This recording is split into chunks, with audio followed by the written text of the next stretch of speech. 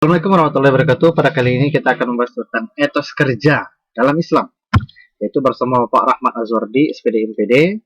Semoga pembelajaran hari ini bisa menyenangkan dan dapat diambil hikmah serta pelajaran yang sangat baik. Ya Rabbal. Etos kerja itu berasal dari bahasa Yunani, yaitu etos yang artinya sikap, kepribadian, atau watak atau karakter, yaitu sesuatu yang berasal dari dalam dirinya dan orientasinya bagaimana keluarnya dengan kehendak sendiri tanpa paksaan dari orang lain. Etos kerja dalam Islam itu bermakna aktivitas yang dilakukan seorang muslim dengan menggerakkan segala kemampuan yang dimilikinya untuk mengaplikasikan dirinya sebagai hamba Allah yang melahirkan hasil pekerjaan yang terbaik dan bermanfaat tidak hanya untuk dirinya tetapi juga untuk orang lain. Di dalam Islam, seseorang yang bekerja bukan hanya sekadar untuk Allah, tetapi untuk manusia. Hablum minallah juga hablum minannas. Ibadah juga seperti itu. Bagaimana ibadah kita kepada Allah lebih bagus, lebih ditingkatkan, dan juga bagaimana hubungan sosial kita dengan sosial masyarakat, tetangga, keluarga, sanak famili, dan sebagainya. Selanjutnya, dalam Islam, etos kerja adalah semangat atau motivasi. Seseorang yang melangkah di jalan Allah dari rumahnya untuk mencari nafkah untuk keluarganya, maka dia itu sebagai orang yang jihad. Langkah kakinya dia itu sebagai amal ibadah. Firman Allah dalam surah Az-Zariyat ayat 56, "Wa ma khalaqtul jinna wal insa illa liya'budun." Aku tidak ciptakan jin dan manusia melainkan untuk mengabdi kepadaku, melainkan untuk menyembah kepadaku. Jadi manusia bukan diciptakan hanya untuk mencari makan saja. Kalau hidup hanya untuk mencari makan, tidak ubahnya seperti hewan. Hewan hidupnya hanya untuk mencari makan saja. Dia hanya mengandalkan nafsu saja, tidak berikan akal.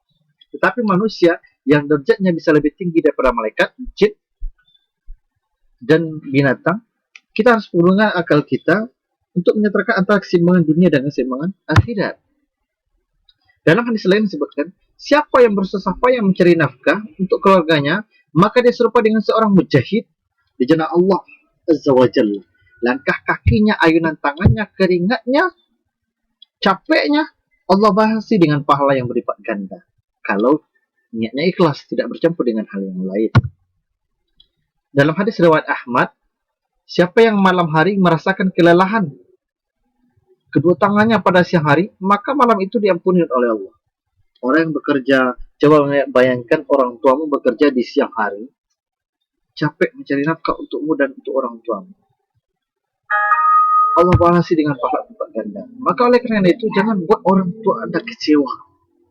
Yang diharapkan oleh orang tua adalah bukan sesuatu yang banyak, tetapi jangan kecewakan. Firman Allah dalam surat At-Taubah ayat 105, "Wa qul i'malu fasayarallahu 'amalakum wa rasuluhu wal mu'minun wa saturadduna ila 'amilil ghaib wasyahadati fayunabbi'ukum bima kuntum ta'malun." Sadaqallahu azim. Dan katakanlah, bekerjalah kamu, maka Allah dan Rasulnya serta orang-orang mukmin akan melihat pekerjaanmu itu. Dan kamu akan dikembalikan kepada Allah yang mengetahui yang gaib, yang nyata, lalu beritakan kepadanya kamu apa yang telah kamu kerjakan. Apapun yang kita kerjakan di dunia ini, Allah akan mengetahuinya. Baik yang kita perlihatkan walaupun yang tergerak di dalam hati kita. Pasti Allah akan hitung. Dalam Al-Quran sampaikan, "Faman ya'mal mithqala dzarratin khairan yarah, wa man ya'mal mithqala dzarratin syarran yarah." Walaupun sebesar biji zarah akan kita pertanggungjawabkan. Siapa yang menanam, itu yang akan menuai. Menurut riwayat Al-Baihaqi, ada 4 prinsip dalam etos kerja dalam Islam menurut Islam. Yang pertama, bekerja secara halal. Di dalam Islam diajarkan kerja itu halalan thayyiban, bekerja yang halal. Baik dari pekerjaannya maupun dalam menjalankannya. Halal adalah sesuatu yang baik. Tetapi kalau pekerjaannya tidak halal, lawan dari halal adalah haram. Apapun yang daging yang tumbuh dari makanan yang haram, tempatnya adalah di neraka. Makanya bekerjalah dengan secara halal, carilah pekerjaan halal dan makanlah yang halal. Karena kalau yang haram, siapa yang memasukkan makanan haram ke dalam perutnya, 40 hari 40 malam amal ibadah tidak terima. Coba bayangkan kalau seandainya kita setelah memakan yang haram meninggal, masuk ke dalam neraka. Sangat menyedihkan. Maka carilah yang halal. Yang kedua, bekerja demi menjaga diri supaya tidak menjadi beban orang lain. Dalam Islam juga menganjurkan orang Islam itu adalah orang yang bekerja. Nabi Muhammad adalah seorang pengusaha, adalah orang yang kaya. Bahkan maharnya diberikan kepada istrinya Khadijah, yaitu lebih 1 miliar.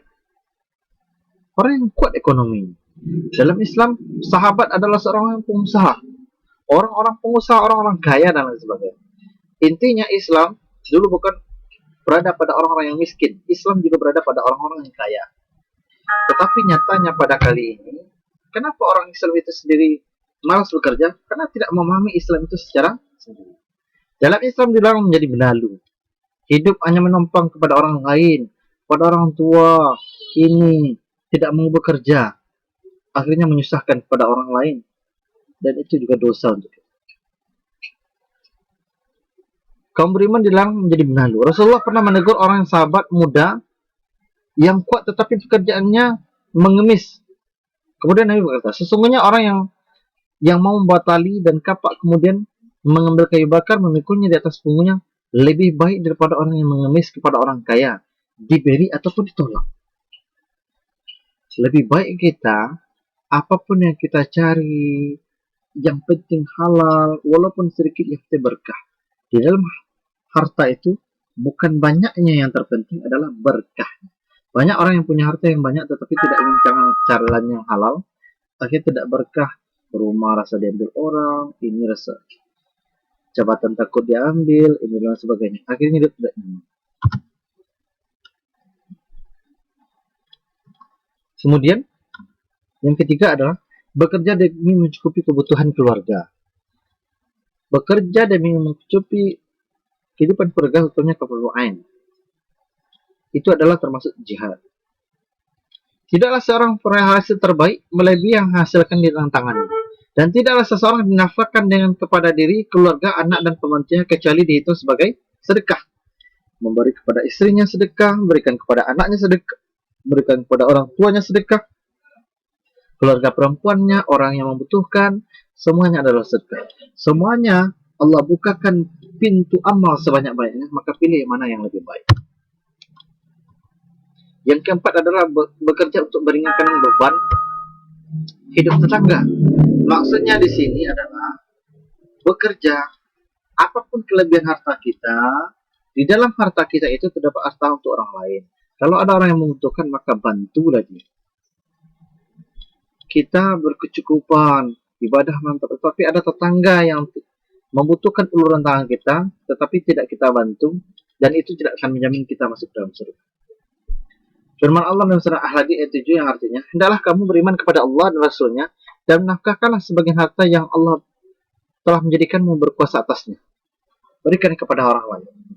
Kalau kita sayang terhadap harta kita, maka bawa harta itu mati. Dengan cara apa? Berikan kepada fakir miskin, berikan kepada orang yang membutuhkan. Harta yang kita sedekahkan akan menjadi milik kita. Harta yang engkau makan akan menjadi kotoran. Harta yang kau simpan akan menjadi warisan yang akan diperebutkan. Tetapi harta yang sedekahkan sudah pasti untuk kita. Maka oleh karena itu, jadilah kita sebagai orang yang terbaik, dekat dengan Allah, ibadah dan pekerjaan berlandasan kepada Allah. Mudah-mudahan setiap langkah kita, ayunan tangan kita, pekerjaan kita Allah redai hendaknya. Amin ya rabbal alamin. Assalamualaikum warahmatullahi wabarakatuh. Jangan lupa like, comment, and subscribe.